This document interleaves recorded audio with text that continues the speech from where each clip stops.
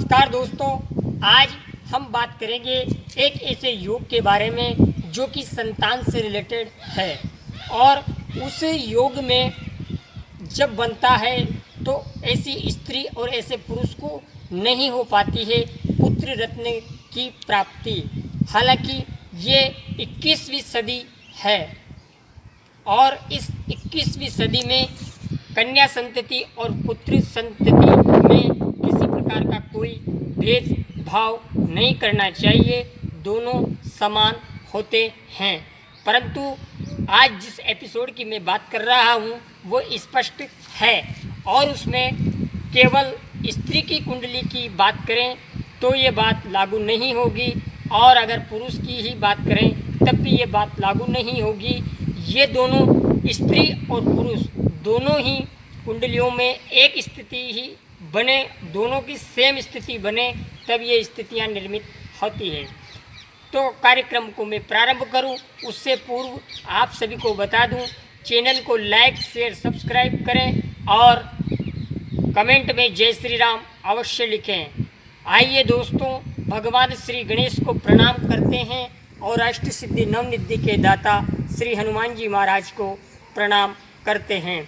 आइए अब हम आपको बतलाते हैं कि कुंडली में ऐसी कौन सी स्थिति निर्मित होती है जिस योग में स्त्री को या मैं कहूँ ऐसी दंपति को नहीं हो पाती पुत्र रत्न की प्राप्ति। तो जानिए क्या है वो स्थितियाँ। 3 स्थितियों पे बात करूँगा एक एक करके। सबसे पहली स्थिति पे मैं बात करूँ, आप सभी जानते हैं ये 5वां घर है, यहीं से हम संतान के बारे में विश्लेषण करते हैं। और ये जो पंचम भाव है, अब आपको मैं स्पष्ट कर दूं कि यहाँ का मालिक 6, 8 और 12 इन भावों में यहाँ का मालिक किसी पापी ग्रह के साथ विराजमान हो जाए। जैसे आपका यहाँ मान लीजिए 2 नंबर लिखे हुए हैं, अब 2 नंबर का मालिक बने शुक्र, तो शुक्र शनि राहु केतु, राहु केतु में से तो एक ही होगा, तो राहु केतु और शनि इन तीनों पापी ग्रहों के साथ अगर पंचमे 6, 8, 12 में बैठेगा तो ये स्थिति का निर्माण करेगा। ऐसी दंपति को पुत्र रत्न की प्राप्ति नहीं होती। ये पहली स्थिति पे बात करी। अब मैं छोटी सी बात ये बता दूं आपको कि पंचमेश कोई भी हो सकता है, गुरुदेव भी हो सकते हैं। गुरु की अगर 9 और 12 नंबर राशि यहाँ लिखी है और गुरुदेव शनि राहु केतु के साथ 6, 8, 12 में बैठे हैं तब भी इसी स्थिति का निर्माण करेंगे। दूसरी स्थिति के बारे में हम आपको जानकारी देंगे। तो दोस्तों, दूसरी स्थिति के बारे में मैं आपको बता दूं कि ये जो पंचम भाव है, इस पंचम भाव में राहु देव विराजमान हो और यहाँ पर केतु देव विराजमान हो, इसको कहीं विद्वान पद्म काल सर्प योग की श्रेणी देते हैं।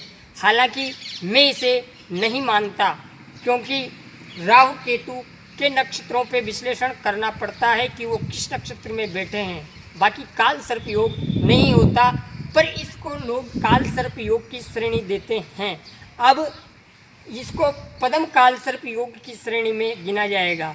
अब राहु और केतु के अंडर में, यानी इनके अंडर में सारे ही ग्रह आ जाएं, सारे शुभ ग्रह जितने भी है, क्रूर ग्रह, सारे ग्रह यहाँ से और इस साइड में आ जाए तो ये पद्म काल सर्प योग की श्रेणी होती है।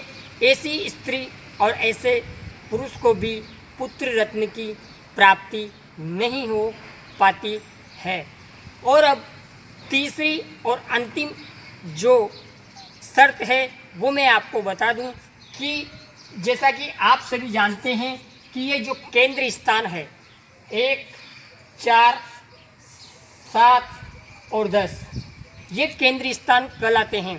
इन 4 में से 3 जगहों पर कोई भी पापी ग्रह विराजमान होने चाहिए, तब भी ये स्थिति निर्मित होती है कि ऐसे दंपति को पुत्र रत्न की प्राप्ति नहीं होती। और इन 4 में से 3 में होना चाहिए, चाहे जो भी भाव हो। केंद्र के जो 4 स्थान है, इन चारों में से 3 स्थानों में पापी ग्रह विराजमान होने चाहिए, तब ये स्थिति निर्मित कुंडली में होती है। और पुनः बता दूं कि ये संतान से संबंधित विश्लेषण है। ये स्त्री और पुरुष दोनों की कुंडली के बिना विश्लेषण इसका नहीं किया जा सकता।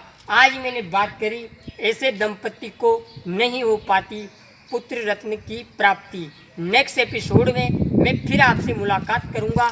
तब तक के लिए मुझे इजाज़त दें। चैनल को लाइक शेयर सब्सक्राइब करें और कमेंट में जय श्री राम अवश्य लिखें। जय श्री राम दोस्तों।